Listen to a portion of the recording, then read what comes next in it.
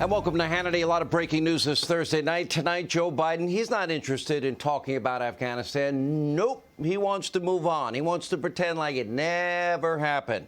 But this crisis is far from over. Hundreds and hundreds of Americans are still trapped, hopelessly abandoned by Joe behind enemy lines. And ask yourself this question tonight.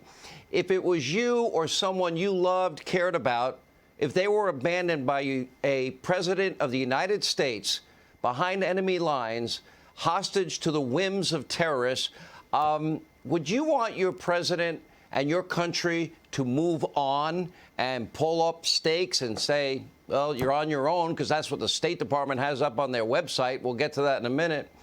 Now, on this show, we're not moving on. We may cover other stories, but we'll never move on until every American is home safely. Every day that goes by, the risk gets higher and higher. The terrorists and the Taliban, they've not been keeping their word. Well, that is ever since Joe Biden became president.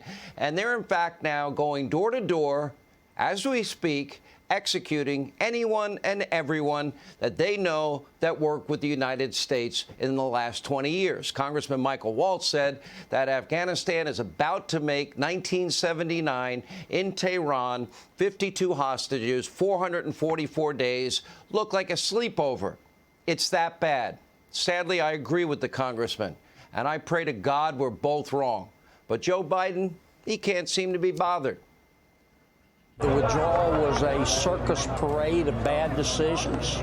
Some of my colleagues in Washington are trying to spin it otherwise, but this one's unspinnable. No one is saying from the federal government, no one, the president, Secretary of Defense, no one from the intelligence community, that the Taliban are good actors. We have an option. We're going to have to work with the Taliban. They won, we lost. Of course, we will be assessing. It's, of course, based on how they treat individuals in the country, how they treat women, whether they let people who want to leave the country leave.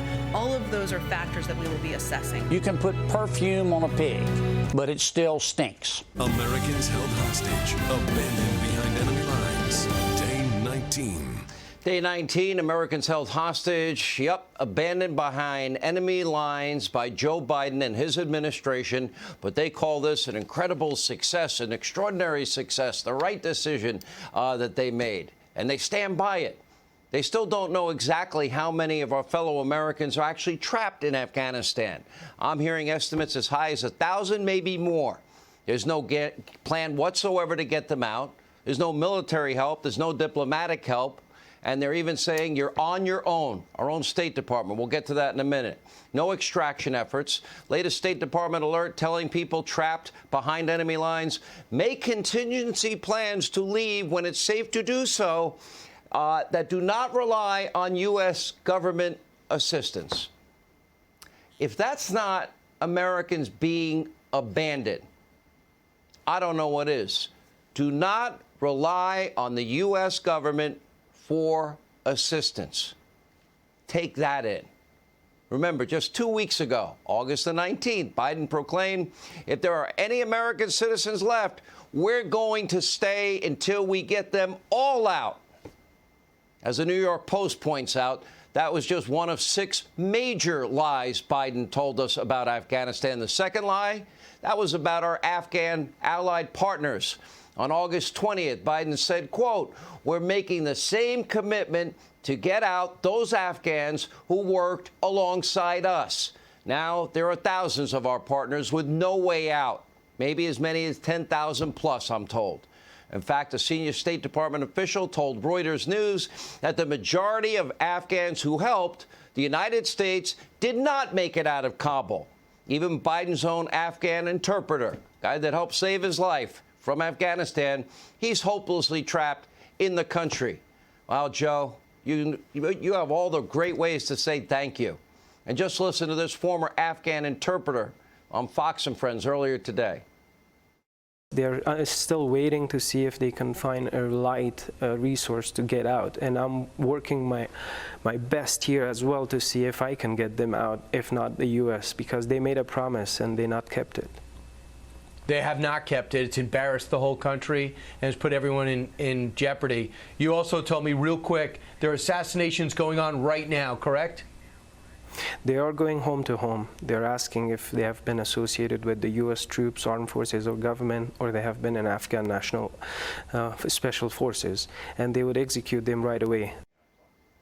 Now, this brings us to Joe Biden, line number 3. Not only did Biden promise to get our Afghan partners out, he also promised to extend this commitment to other vulnerable Afghans, such as women leaders and journalists. Well, according to the Washington Post, they rarely agree with little old Sean Hannity. Not only did Biden leave scores of journalists behind, he also abandoned more than 100 U.S. government-sponsored journalists and their families. He also left behind countless high-profile women, including the highest-ranking Afghan female police officer, who is now on the run from the Taliban. Sadly, she's not the only person running for her life. According to the BBC tonight, many of these former Afghan police officers and soldiers are now being hunted down and they are being killed.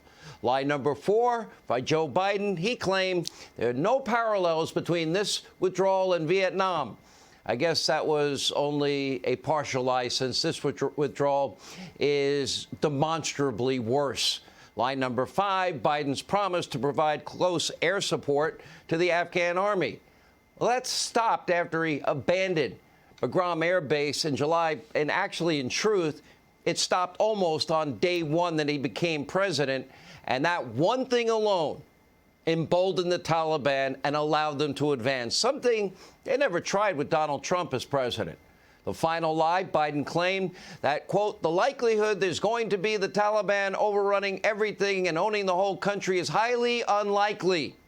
Who was it? Defense Secretary Gates. He says, yeah, Joe's been wrong on every foreign policy issue for 40 years. He's wrong again.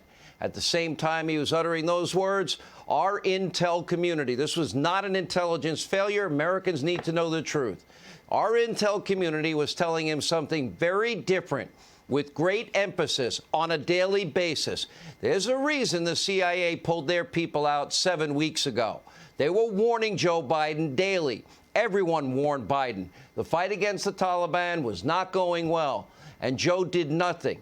Instead of fighting back, no, he just expanded on the lie. The same month that he's telling we, the American people, that, oh, no, this is some of the best trained soldiers on the face of the earth, and they even have an Air Force, and oh, they're incredible. That same month, he was encouraging the Afghan president, you know, the guy that fled, Ghani, with millions of dollars. He was encouraging him to lie. And just, well, you got to change the perception. Well, it doesn't matter if it's true or not. It's making me look bad, because there's a need to project a different picture than reality. But here's the current picture in Afghanistan, Joe. You abandoned hundreds of Americans. Those fellow Americans are trapped behind enemy lines, and that's right, hostage to the whims of radical extremists and terrorists.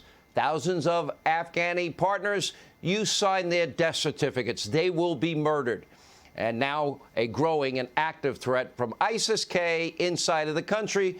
And to add, I guess, the cherry on top, Joe, al-Qaeda is now on the rise again. That's right, to plot, plan, and scheme their next attack on our homeland. Then to top that off, the Taliban is now in the process of fully utilizing the billions and billions and billions and billions of dollars in U.S. weaponry, Black Hawk helicopters, C-17s, 208 aircraft, and drones that you left behind, made no contingency for. Now, several families of 9/11 victims, wow, this is pretty powerful. They have told Biden, don't bother coming. You're not welcome at the 20th anniversary memorials that will be taking place around the country because of what you did here in your weak leadership. Don't worry, the Biden administration, they're focusing on the real threat to the United States. Right-wing extremist groups inside the U.S. who were inspired by the Taliban. Can't make this up. It's that bad and worse. Hey, Sean Hannity here. Hey, click here to subscribe to Fox News YouTube page and catch our hottest interviews and most compelling analysis. You will not get it anywhere else.